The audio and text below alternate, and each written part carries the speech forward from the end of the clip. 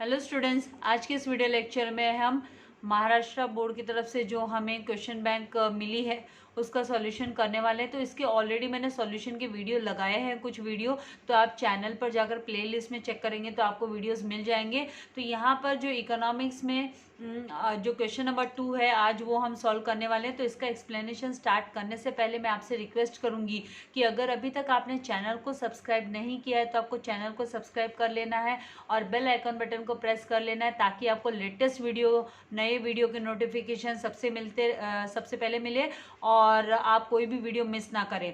तो यहाँ पर क्वेश्चन नंबर 2 में पहला जो है identify and explain the concepts. ए जो पहला मतलब यहाँ पर ए ये पार्ट्स में डिवाइडेड है, आपको पता है पेपर पैटर्न के अकॉर्डिंग है। तो क्वेश्चन नंबर 2 ए में जो है पहला identify and explain the concept है। आपको कॉन्सेप्ट को आइडेंटिफाई करना है, मतलब आपको पहचानना है एंड उस कॉन्सेप्ट को फिर आपको एक्सप्लेन भी करना पड़ेगा कि वो कॉन्सेप्ट किससे रिलेटेड है, उसको एक्सप्लेन करना होगा फ्रॉम द गिवन इलस्ट्रेशन मतलब एग्जाम्पल दिए हुए हैं। तो यहाँ पर पहला जो एग्जाम्पल दिया हुआ है वो दिया हुआ है कि माला कलेक्टेड इन्फॉर्मेशन, माला ने ना इन्फॉर्मेशन कलेक्ट की है about the income and expenditure. किसके बारे में? तो इनकम एंड एक्सपेंडिचर, किसकी income and expenditure of 25 families, 25 family के, 25 फैमिलीज के जो भी उसकी लोकेलिटी वाले फ्रॉम हर लोकेलिटी। तो वो क्या करेगी ये इन्फॉर्मेशन कलेक्ट कर मतलब वो इसके बारे में स्टडी करेगी।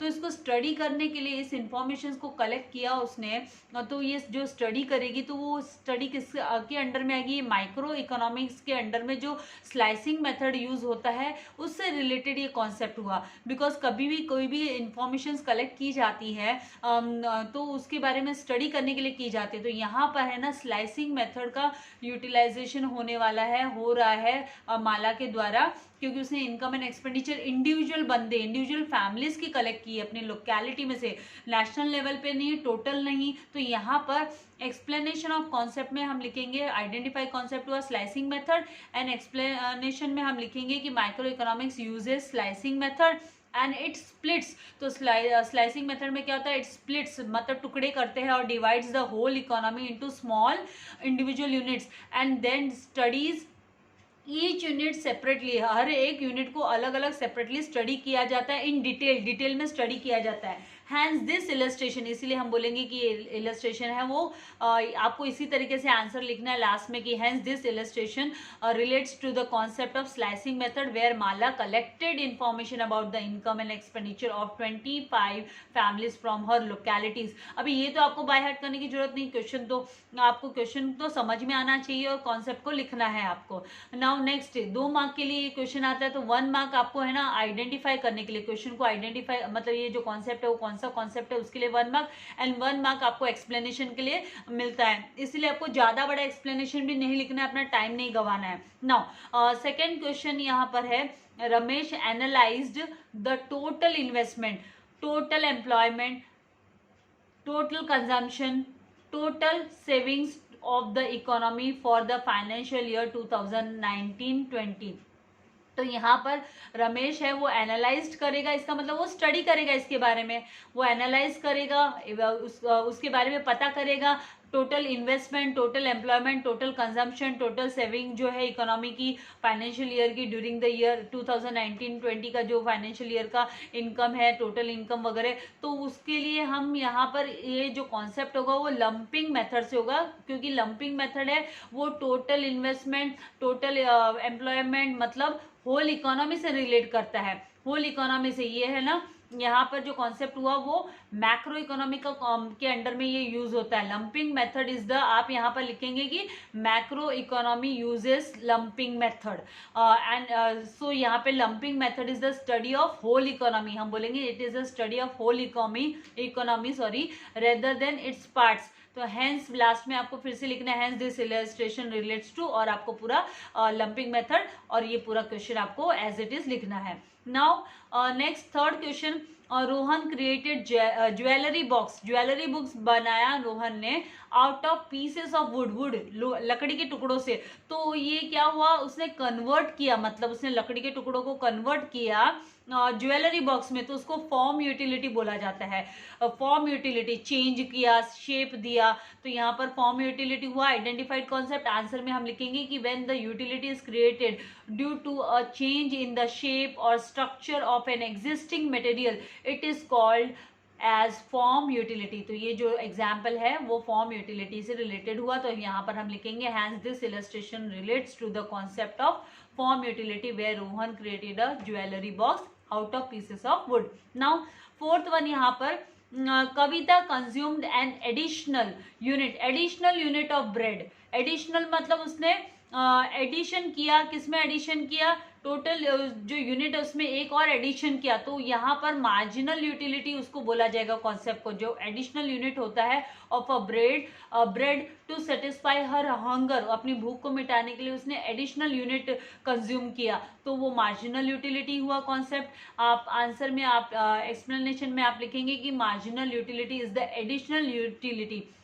derived by the consumer on consumption of additional unit of a commodity। तो in short हम बोल सकते हैं कि it is additional utility derived from the last unit consumed। last unit consumed से जो utility derive होती है उसे marginal utility कहा जाता है।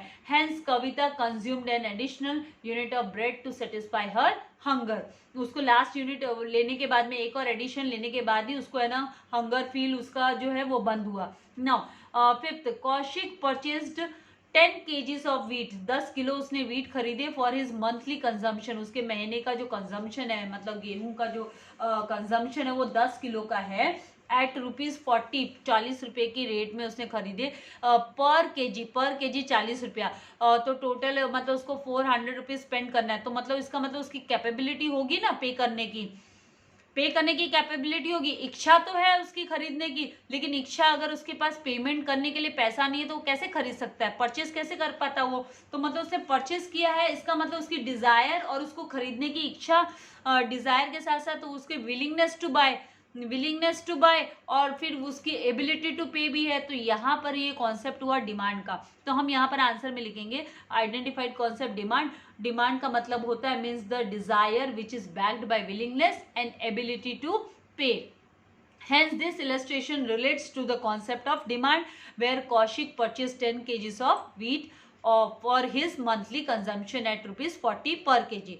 And now, सिक्स्थ यहाँ पर है कि अमन ने परचेज किया, क्या परचेज किया, शूइंग मशीन, सिलाई मशीन जो होती है वो, and furniture for his tailoring shop, अपनी टेलरिंग शॉप के लिए, उसकी जो टेलर की दुकान है, वो टेलर है इसका मतलब, तो उसने ना मशीन खरीदी, सिलाई मशीन खरीदी और फर्नीचर खरीदा। तो ये उसकी इनडायरेक्ट डिमांड हो गई। ये जो डिमांड है उसकी इनडायरेक्ट डिमांड है, जो कि प्रोड्यूसर्स की डिमांड होती है जब वो प्रोडक्शन के लिए कोई प्रोडक्ट खरीदते हैं, फर्दर प्रोडक्शन के लिए वो जो इन्वेस्टमेंट करते हैं, तो उसको हम इनडायरेक्ट डिमांड बोलते हैं। डिराइव डिमांड भी बोला जाता है इसको। अगर आपने इनडायरेक्ट डिमांड की जगह पे डिराइव डिमांड लिखा तो भी है ना ये कॉन्सेप्ट के लिए आपको करेक्ट मिलेगा। एक्सप्लेनेशन में हम लिखेंगे indirect demand refers to demand for goods which are needed for further production के लिए वो गुड्स हम जो खरीदते हैं उसको हम इनडायरेक्ट डिमांड बोलते हैं। It is the demand for producers goods के लिए डिमांड होती है ये। Hence all the factors of production have indirect demand और डिराइव डिमांड। तो यहाँ पर अगर है ना अगर कोई आदमी जो टेलर है, अमन है या कोई टेलर है, अगर वो खरीदेगा ही नहीं सिलाई मशीन तो वो आगे प्रोडक्शन कैसे करेगा, तो फर्दर प्रोडक्शन के लिए कंपलसरी हो जाता है, इसलिए वो इनडायरेक्ट डिमांड हो गई उसकी।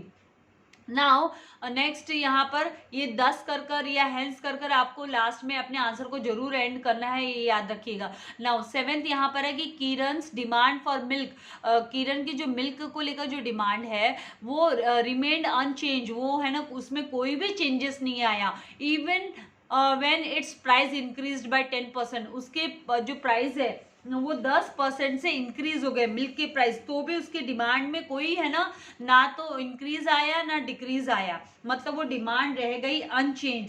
तो ऐसे वाले केसेस को हम बोलते हैं परफेक्टली इनइलास्टिक डिमांड। और परफेक्टली इनइलास्टिक डिमांड जो होती है वो नेसेसरी गुड्स के लिए होती है। मतलब नेसेसरी गुड्स में क्या एग्जांपल हम लेंगे तो मिल्क भी होता है, सॉल्ट होता है, मेडिसिन होते हैं। तो ये जो चीजें हैं इनमें भले भाव गिरो या बढ़ो, इनमें कोई भी असर नहीं होता है, इनकी डिमांड एज इट इज रहती है। तो यहाँ पर ये आइडेंटिफाइड कॉन्सेप्ट में आप लिखेंगे perfectly inelastic demand, and explanation of concept में लिखेंगे कि when a percentage change in price has no effect on the quantity, कोई भी इफेक्ट नहीं होता है क्वांटिटी डिमांडेड में of a commodity is called as perfectly inelastic demand. और परफेक्टली इन इलास्टिक डिमांड में क्या होता है, जो हम ड्रॉ करते हैं, इसका डायग्राम ड्रॉ करते हैं, तो उसमें जो इसकी वर्टिकल स्ट्रेट लाइन होती है और पैरेलल टू वाई एक्सिस होती है, पैरेलल टू वाई एक्सिस, इसकी जो डिमांड कर्व होती है वो vertical straight line and parallel to Y axis. मैं क्यों बोलूँ ये सब चीजें आप लोगों को याद रखनी बहुत जरूरी है, डायग्राम ऑब्जर्वेशन में भी आपको काम आएंगी। नाउ 8th यहाँ पर है एट अमूल्य कैफे। अमूल्य कैफे पे क्या बात हुई भाई, the demand for a T increase, चाय की डिमांड बढ़ गई बाय 5%, 5% से चाय की डिमांड बढ़ गई। उसकी जो पहले डिमांड थी चाय की, वो डिमांड है ना और इंक्रीज होकर 5% हो गई। मान लो है ना उसकी डिमांड अगर 80% थी तो 85% उसकी चाय की डिमांड हो गई। To 8-10% rise in the price of a coffee. मतलब जब है ना कॉफी के प्राइस 10% बढ़े, कॉफी के प्राइस 10% बढ़े तो उसकी चाय की डिमांड है ना 5% इंक्रीज हो गई। तो मतलब ये जो कॉन्सेप्ट है वो क्रॉस इलास्टिसिटी से रिलेटेड हो गया। क्रॉस इलास्टिसिटी किसके लिए होता है, complementary goods and substitute goods के लिए। यहाँ पर कॉफी एंड टी क्या है, सब्सटीट्यूट गुड्स है। मतलब अगर कॉफी के भाव ज्यादा बढ़ रहे हैं तो आप है ना चाय पत्ती खरीदने में लग जाओगे। तो यहाँ पर है ना आइडेंटिफाइड कॉन्सेप्ट क्रॉस इलास्टिसिटी लिखेंगे हम, एंड इसका एक्सप्लेनेशन में लिखेंगे कि cross elasticity refers to a change in quantity demanded of one commodity, एक कमोडिटी की क्वांटिटी में चेंज आना due to a change in the price of other commodity, दूसरे कमोडिटी की जो प्राइस है। तो यहाँ पर आप देखोगे कि यहाँ पर है ना प्राइस किसकी बढ़ रही भाई, प्राइस बढ़ रही है कॉफी की, और डिमांड किसकी इंक्रीज हो रही है, तो डिमांड है ना इंक्रीज हो रही है यहाँ पर चाय की। तो यहाँ पर ये क्रॉस इलास्टिसिटी हुआ, ये पॉजिटिव क्रॉस इलास्टिसिटी भी हम इसको बोल सकते हैं, क्योंकि यहाँ पर है ना पॉजिटिवली राइज हो रहा है, दोनों में डिमांड में भी राइज हो रहा है, प्राइस में भी राइज हो रहा है, लेकिन अलग अलग कमोडिटी के। ठीक है, तो यहाँ पर एबो इलस्ट्रेशन आपको एज इट इज लिखना है कि क्रॉस इलास्टिसिटी से रिलेटेड हो गया, एंड एज इट इज आपको स्टेटमेंट कॉपी कर देना है।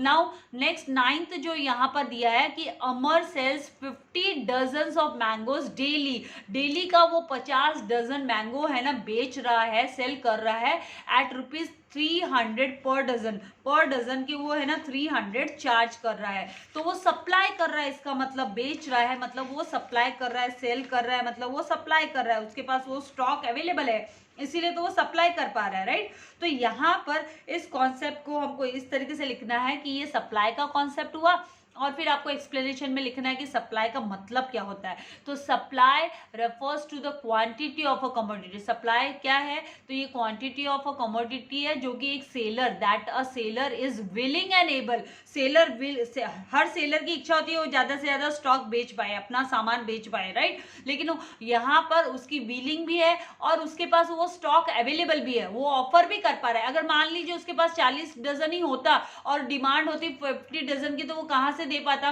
उसकी इच्छा तो होती काश मेरे पास 50 डजन होते, हाँ, लेकिन यहाँ पर तो उसके पास 50 डजन है और वो बेच पा रहा है। तो ये उसका मतलब उसकी इच्छा भी है, विलिंग है एंड एबल भी है, वो ताकतवर भी है, उतना ऑफर भी कर पा रहा है वो सेल के लिए at a given price during a certain period of time. इसके लिए ये सप्लाई है, ये refers to the quantity of a commodity that a seller is willing and able, ये आपको याद रखना है, willing and able to offer for sale at a given price during a certain period of time.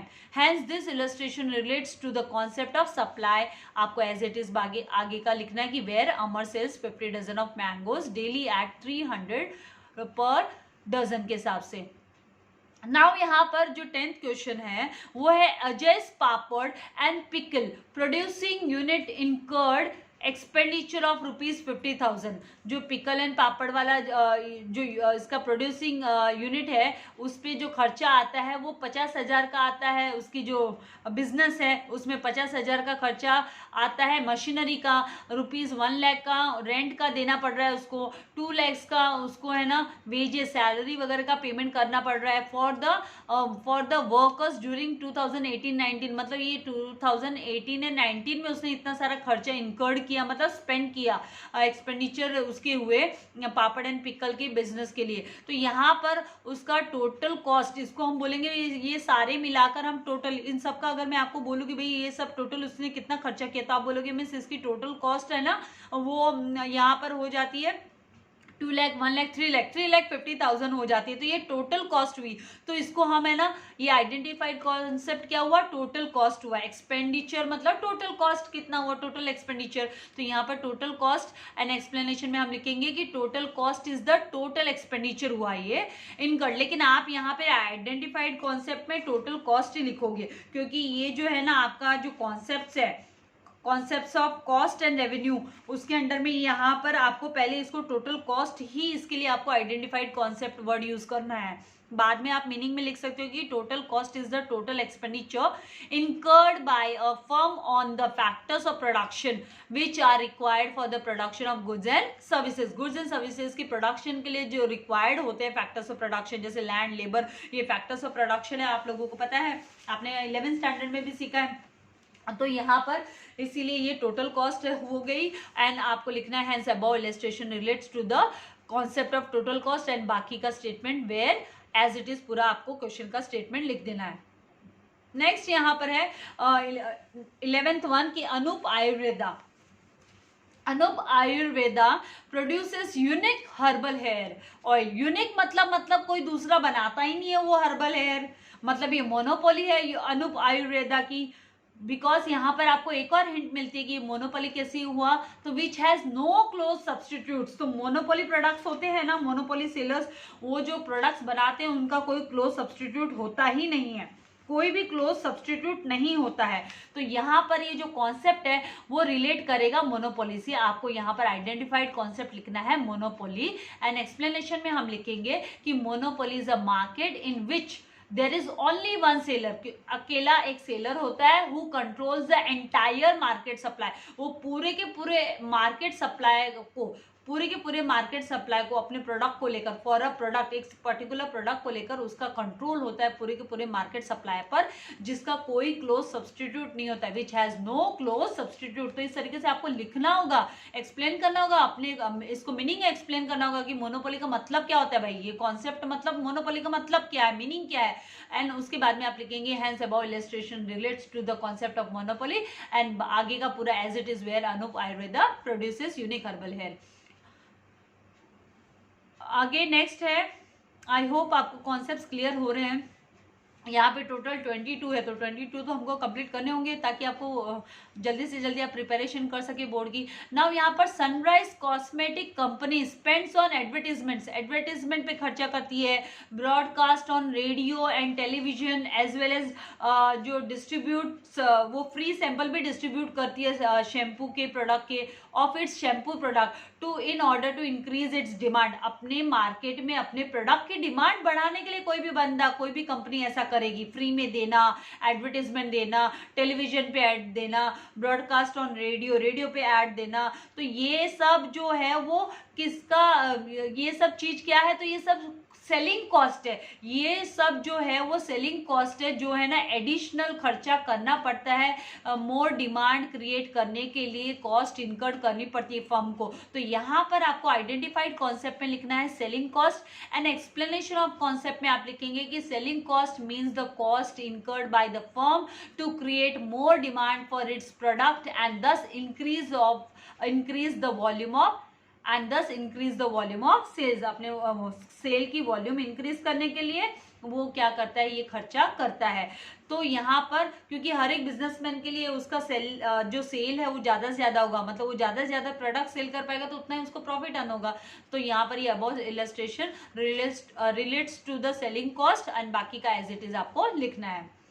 Then यहाँ पर आया है, ये भी बड़ा मजेदार क्वेश्चन है, अभी ये आपको इंडेक्स नंबर का क्वेश्चन है। तो यहाँ पर Bombay stock exchange has developed Sensex, उन्होंने सेंसेक्स डेवलप किया जहां पर आप है ना शेयर्स के प्राइसेस आपको विजिबल होते हैं। तो यहाँ पर as a stock market index for reflecting the share prices of listed company, तो जो भी कंपनी लिस्टेड है बॉम्बे स्टॉक एक्सचेंज में लिस्टिंग करवा के रखा है उन्होंने अपने शेयर्स का, तो उनका जो स्टॉक मार्केट है, स्टॉक मार्केट में उनका शेयर प्राइसेस विजिबल होगा, सेंसेक्स में विजिबल होगा। तो उसके लिए क्या करना पड़ता है, तो उसके लिए वो लोग है ना स्पेशल पर्पस इंडेक्स नंबर उनको यूज करने होते हैं। टाइप ऑफ, ये एक टाइप ऑफ इंडेक्स नंबर है, टाइप ऑफ, आप टाइप्स ऑफ इंडेक्स नंबर्स में जाओगे तो आपको ये स्पेशल पर्पस इंडेक्स नंबर वाला पॉइंट दिखेगा, 4th पॉइंट, वहां पर इसका एग्जाम्पल भी दिया हुआ है। ये खाली एग्जाम्पल दिया हुआ है लेकिन इस तरीके से स्टेटमेंट नहीं मिलेगा आपको। तो यहाँ पर स्पेशल पर्पस इंडेक्स नंबर हुआ ये, जिसमें कि है ना सेंसेक्स को प्रेजेंट करने के लिए, डेवलप करने के लिए ये यूज किया जाता है स्पेशल पर्पस इंडेक्स नंबर। तो यहाँ पर special purpose index number is a type of index number, आप इस तरीके से लिखोगे। एंड ये क्यों कंस्ट्रक्ट करते हैं, तो they are constructed with some specific purpose, ये स्पेशल पर्पस इंडेक्स नंबर है ना स्पेसिफिक पर्पस के लिए कंस्ट्रक्ट किए जाते हैं। जैसे एग्जाम्पल के तौर पे import export index numbers, labour productivity index numbers, share price index numbers. तो ये जो शेयर प्राइस इंडेक्स नंबर्स है, इसी से ये हिंट मिलती है कि ये जो कॉन्सेप्ट है ना बॉम्बे स्टॉक एक्सचेंज वाला, ये जो एग्जाम्पल आपको शेयर प्राइसेस को लेकर है, तो उसके लिए स्पेशल पर्पस इंडेक्स नंबर ही आपको लिखना है। और बाद में आप लिखेंगे कि hence this illustration relates to the concept of special purpose index number, और एज इट इज आगे आपको लिखना है वेयर बॉम्बे स्टॉक एक्सचेंज, ये आपका इलस्ट्रेशन आप एज इट इज कॉपी कर लोगे। नाउ यहाँ पर 14th वन है कि agricultural research institute constructed an index number, उन्होंने भी इंडेक्स नंबर कंस्ट्रक्ट किया टू मेजर, क्या करने के लिए, क्योंकि इंडेक्स नंबर तो मेजर करने के लिए करते हैं ना, changes in the production of raw cotton, raw जो कच्चा कॉटन है, रॉ कॉटन है in the Maharashtra during the period 2015 to 2020 के पीरियड में इन्होंने क्या किया, एग्रीकल्चरल रिसर्च इंस्टीट्यूट ने इंडेक्स नंबर कंस्ट्रक्ट किया मेजर करने के लिए। तो ये कौन सा इंडेक्स नंबर होगा, तो ये क्वांटिटेटिव इंडेक्स नंबर होगा, क्योंकि ये कितना प्रोड्यूस हुआ, क्या कैसे पता चलता है क्वांटिटेटिव, तो changes in the production of raw material, raw cotton आप ले लो, तो कोई भी रॉ प्रोडक्ट के लिए जो चेंजेस को मेजर करने के लिए यूज किया जाता है वो कौन सा इंडेक्स नंबर होता है, तो वो क्वांटिटी इंडेक्स नंबर होता है, जिसे हम वॉल्यूम इंडेक्स नंबर भी बोलते हैं। तो यहाँ पर आइडेंटिफाइड कॉन्सेप्ट हुआ quantity index number, volume index number. Explanation of concept में आपको लिखना होगा कि quantity index number is a type of index number and quantity index number is also called as a volume index number sorry, and it measures changes in the level of output, जो output है, जो produce है, products है, और physical volume है production की in the economy, उसको major करता है ये। For example changes in the agricultural production में, इंडस्ट्रियल प्रोडक्शन में। तो यहाँ पर ये एग्जाम्पल इसीलिए मैं आपको बता रही हूँ, आप भी लिख लेना, इससे आप लोगों को भी याद आएगा कि मान लीजिए यहाँ पे इंडस्ट्रियल प्रोडक्शन को लेकर अगर आया तो भी आपको क्वांटिटेटिव इंडेक्स नंबर लिखना है, अगर वो प्रोडक्शन को लेकर है तो over a period of time. Hence this above illustration relates to, आपको लिखना है क्वांटिटी इंडेक्स नंबर, और एज इट इज आपको आगे का स्टेटमेंट लिखना है कि जहां पर वेयर आपको ऐड करते हुए कि एग्रीकल्चर, आप एज भी लिख सकते हो, as agriculture institute constructed the. Now next यहाँ पर 15th one, Manish purchased 100 metres of cotton textile. Cotton textile मतलब उसने कॉटन क्लोथ खरीदा, 100 मीटर कॉटन क्लोथ खरीदा, टेक्सटाइल खरीदा, परचेस किया to produce readymade shirts.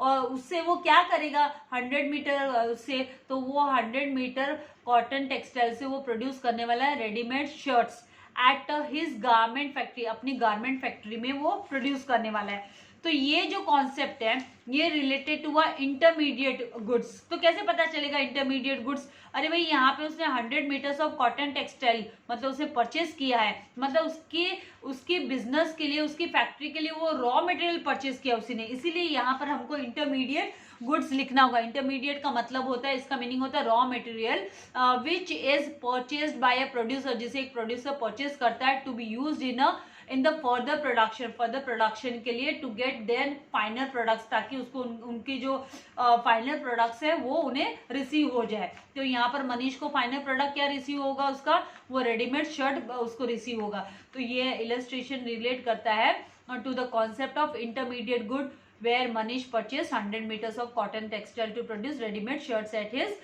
garment factory, कपड़े की फैक्ट्री में। तो ये आपको इस तरीके से आंसर लिखना है। आपको टेक्सचुअल जो टेक्स्ट बुक रीडिंग की हैबिट होनी चाहिए। टेक्स्ट बुक रीडिंग है तो आप ऑब्जेक्टिव्स भी आराम से लिख सकते हो, आप आइडेंटिफाई द कॉन्सेप्ट्स को भी आसानी से अटेम्प्ट कर सकते हो, आप कोई भी डिसएग्री अग्री को लो, कोई भी क्वेश्चन आसानी से आप अटेम्प्ट कर सकते हो। नाउ नेक्स्ट यहाँ पर है सरला और रिटायर्ड स्कूल टीचर। सरला जो है वो रिटायर्ड स्कूल टीचर है and receives a monthly pension, उसको मंथली पेंशन रिसीव होती है ऑफ ₹20,000 की, 20,000 रुपया उसको एज अ पेंशन रिसीव होता है फ्रॉम द गवर्नमेंट से रिसीव होता है। तो गवर्नमेंट मतलब क्या कर रही है, तो गवर्नमेंट मतलब ट्रांसफर ऑफ पेमेंट कर रही है, वो ट्रांसफर ऑफ पेमेंट बोलेंगे इसको, transfer payment, this is known as transfer payment. तो यहाँ पर आइडेंटिफाइड कॉन्सेप्ट में आपको लिखना है ट्रांसफर पेमेंट एंड एक्सप्लेनेशन में आप लिखेंगे कि it is one way payment, ये वन वे पेमेंट हुआ, one way payment of money for which no goods और services is received in exchange. मतलब गवर्नमेंट को इसके एक्सचेंज में कोई भी है ना गुड नहीं रिसीव हो रहा है सरला से, ना ही सरला कोई है ना सर्विस दे रही है। हाँ, पास्ट में सरला ने सर्विस दिया था, लेकिन अब एट प्रेजेंट वो कोई सर्विस नहीं दे रही है। फिर उसको है ना पेंशन गया है, गवर्नमेंट ने उसको पेंशन दिया है, तो इसीलिए ये ट्रांसफर पेमेंट बोला जाता है इसको, कि government uses transfer payment as a means of income redistribution. जो इनकम गवर्नमेंट को होती है, गवर्नमेंट को पास जो इनकम होती है, रेवेन्यू होती है, उसमें से गवर्नमेंट रीडिस्ट्रीब्यूट करती है, ट्रांसफर पेमेंट बोला जाता है उसको, रीडिस्ट्रीब्यूशन को transfer payment. So it is an expenditure, government के लिए है ना एन एक्सपेंडिचर हुआ, यहाँ पर आपको एन लिख लेना है। It is an expenditure for government and income for the receiver, और इनकम होती है वो रिसीवर के लिए इनकम होती है। एग्जाम्पल के तौर पे जैसे पेंशन हुआ, अनएम्प्लॉयमेंट अलावेंस हुआ, स्कॉलरशिप वगैरह हुई, तो ये सब है ना ट्रांसफर पेमेंट के अंडर में आता है। नाउ यहाँ पर hence above illustration relates to the concept of transfer payment where Sarla और retired school teacher receives a monthly pension of ₹20,000 from the government. Now यहाँ पर 17th one, Prakash paid an income tax. Prakash ने income tax pay किया of ₹62,000 during the accounting year 2018-19, उसने income tax pay किया। तो income tax मतलब direct tax होता है, क्योंकि उसने उसकी जो पर्सनल इनकम है उसके ऊपर टैक्स दिया है, तो उसको डायरेक्ट टैक्स बोला जाता है। तो आइडेंटिफाइड कॉन्सेप्ट में आपको लिखना है डायरेक्ट टैक्स, एंड इसका मीनिंग लिखेंगे हम कि direct tax is paid by the, कौन पे करता है, तो paid by the tax payer, tax payer इसको पे करते हैं on his income and property, उनकी इनकम पर और उनकी प्रॉपर्टी पर वो लोग टैक्स पेयर्स है ना पे करते हैं डायरेक्ट टैक्स। नाउ इसका बर्डन होता है वो डायरेक्टली है ना बंदे पे ही आता है, जो टैक्स पेयर होता है उसी के ऊपर आता है, तो उसको हम बोलते हैं कि the burden of tax is born by the person on हुम इट इज लेविड, जिसके ऊपर ये टैक्स चार्ज किया जाता है, लेविड किया जाता है मतलब चार्ज करना, जिस पे टैक्स लगाया जाता है। So for example personal income tax हुआ, देन वेल्थ टैक्स हुआ, तो ये सब एग्जाम्पल है डायरेक्ट टैक्स के। Hence above illustration relates to the concept of direct tax, जहां पर प्रकाश पे करता है इनकम टैक्स ऑफ ₹62,000, अपनी इनकम पर ही वो इनकम टैक्स पे करता है। नाउ 18th यहाँ पर हुआ कि भाई Reserve Bank of India helps to raise loans, loan raise करने में, लोन बढ़ा, लोन मतलब लेके देने में हेल्प करती है reserve Bank of India for both central and state government, central government के लिए एंड स्टेट गवर्नमेंट के लिए लोन का अरेंजमेंट करती है। डेप्ट का जो डेप्ट मनी होता है जो उसका अरेंजमेंट करती है। तो कैसे करती है, by selling government bonds, government जो बॉन्ड्स निकालती है जैसे इंदिरा विकास पत्र वगैरह कई बॉन्ड्स होते हैं गवर्नमेंट के, तो वो बॉन्ड्स गवर्नमेंट है ना सेल करती है मार्केट में। एंड सिक्योरिटीज गवर्नमेंट कंपनीज जो होती है उनके है ना शेयर सेल करने का काम, तो ये उसके थ्रू पैसा रेज करती है रिजर्व बैंक ऑफ इंडिया। तो ये क्या कौन सा फंक्शन है, ये क्या काम है रिजर्व बैंक ऑफ इंडिया का, तो ये बैंकर टू गवर्नमेंट हुई। ये जो रिजर्व बैंक ऑफ इंडिया क्या हुई गवर्नमेंट के लिए, तो बैंकर टू गवर्नमेंट, गवर्नमेंट के लिए बैंक हुई है। ये कॉन्सेप्ट आइडेंटिफाई कॉन्सेप्ट में आपको लिखना है बैंकर टू गवर्नमेंट। और फिर इसके आंसर में आप लिखेंगे कि आरबीआई जो है acts as a banker, RBI banker के रूप में काम करती है, एजेंट के रूप में काम करती है, एडवाइस भी करती है गवर्नमेंट को। तो ये it acts as a adviser, agent and banker to the government and it transacts the business of both. दोनों भी, जो central government and state government है, दोनों का ही बिजनेस ट्रांजेक्शन्स को डील करती है ये जो आरबीआई है। And it accepts money as well as make payments, पैसा एक्सेप्ट करने का एंड पेमेंट्स करने का, किसके बिहाफ में? गवर्नमेंट्स के बिहाफ में, state governments and central government के बिहाफ में पेमेंट्स करना एंड मनी रिसीव करने का काम भी, मनी कलेक्ट करने का काम भी करती है। And it also undertake the management of public डेप्ट, पब्लिक डेप्ट को भी मैनेज करती है ये। पब्लिक डेप्ट मतलब लोन, तो ये रेज लोन मतलब डेप्ट रेज करना हुआ। Hence above illustration relates to the concept of banker to the government। तो जहां पर रिजर्व बैंक ऑफ इंडिया क्या करती है? हेल्प करती है सेंट्रल एंड स्टेट गवर्नमेंट को लोन रेज करने के लिए। तो ये कॉन्सेप्ट भी ये है ना, रिजर्व बैंक ऑफ इंडिया का फंक्शन ही है। It is one of the function of reserve Bank of India के अंडर में आपको ये पॉइंट मिलेगा जो कि बैंकर टू गवर्नमेंट है। नाउ यहाँ पर 19th है एवीएम बैंक। ये बैंक का नाम दिया गया है यहाँ पे कि AVM bank provides a demat facility. ये डीमेट की फैसिलिटी देते हैं, इंटरनेट बैंकिंग की facility, mobile banking facilities to its customers. तो ये सारे के सारे जो सर्विसेज है उसे हम एंसिलरी फंक्शंस बोलते हैं, एंसिलरी सर्विसेज बोलते हैं। ये है ना वन ऑफ द फंक्शन ही हुआ ये। जो कमर्शियल बैंक्स होता है उनका एक फंक्शन है जिसे हम एंसिलरी फंक्शंस, मतलब ये सब्सिडरी फंक्शंस है जो यहाँ पर सपोर्ट सिस्टम का काम करती है कमर्शियल बैंक्स। तो यहाँ पर हमको आंसर में लिखना है identified concept ancillary functions, that is services. इसको हम सर्विसेज भी बोलते हैं, एंसिलरी सर्विसेज। नाउ एक्सप्लेनेशन में हम लिखेंगे कि commercial banks provide a range of ancillary services such as transfer of funds हुआ, कलेक्शन ऑफ मनी हुआ, देन मेकिंग पीरियोडिकल पेमेंट्स हुआ on behalf of the customer, customer के बिहाफ पर, then merchant banking हुआ, foreign exchange, safe deposit lockers हुआ, demat हुआ, dematerialised जो facility होती है डीमेट इसकी शेयर्स जिसमें पड़े रहते हैं आपके अकाउंट में, देन इंटरनेट बैंकिंग हुआ, मोबाइल बैंकिंग हुआ। तो ये सारे के सारे एंसिलरी सर्विसेज है। नाउ अबव एग्जाम्पल जो है इलस्ट्रेशन है वो रिलेट करता है एंसिलरी फंक्शन, जहां पर एवीएम बैंक प्रोवाइड करती है डीमेट फैसिलिटी, इंटरनेट बैंकिंग वगैरह। तो इस तरीके से आपको आंसर लिखना है। केरला बेस्ड कंपनी के jewellers intends to raise 1000 crore. उनकी इच्छा है कि वो 1000 करोड़ है ना फ्रेश इश्यूएंस ऑफ शेयर्स के थ्रू, मतलब फ्रेश शेयर्स इश्यू कर वो है ना कैपिटल रेज करे, मतलब उनके लिए केरला की जो कंपनी है के ज्वेलर्स वो। तो इसको हम ये जो कॉन्सेप्ट है वो कहाँ से करेगी? तो यहाँ पर हमारे इकोनॉमिक्स में ये जो टर्म है हम कैपिटल मार्केट है, ये जो प्लेस है जो है ना प्रोवाइड करती है लॉन्ग टर्म फंड्स। तो आपको ये कॉन्सेप्ट आइडेंटिफाइड कॉन्सेप्ट में लिखना है कैपिटल मार्केट, एंड आंसर में हम लिखेंगे एक्सप्लेनेशन में, मतलब कि capital market is a market for long term funds both equity and डेप्ट raised with in and outside the country, and it is an important constituent of financial system का important constituent है capital market. Long term funds ये available करके देता है। तो hence ये जो अबव इलस्ट्रेशन है इसका मतलब ये जो के ज्वेलर्स कहाँ पर पहुंचेगा, कहाँ पर अप्रोच करेगा? तो कैपिटल मार्केट में अप्रोच करेगा 1000 करोड़ के शेयर्स इश्यू करने के लिए, फ्रेश इश्यूज के लिए।